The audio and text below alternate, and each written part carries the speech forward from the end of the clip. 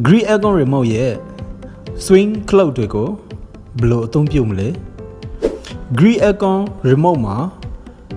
swing cloud နှစ်ခုရှိပါတယ်တစ်ခုကဘေးညာကို swing လုပ်ပေးမှာဖြစ်ပြီးတော့နောက်တစ်ခုကအပေါ်နဲ့အောက်ကို swing လုပ်ပေးမှာဖြစ်ပါတယ်ဒီ cloud ကတော့ဘေးနဲ့ညာကို swing လုပ်ပေးတဲ့ cloud ဖြစ်ပါတယ်ဒီ cloud ကိုအသုံးပြုပြီးတော့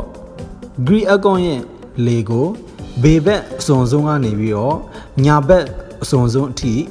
ကိုကြိုက်နှစ်သက်ရာနေရာအထိချိန်ထားလို့လည်းရတယ်လို့ဘေးညာကိုအမြဲတမ်း swing ဖြစ်အောင် auto လေးလှုပ်ထားလို့ရပါတယ်ဒီ cloud ကတော့အပေါ်နဲ့အောက်ကို swing ဖြစ်စေမဲ့ cloud ဖြစ်ပါတယ်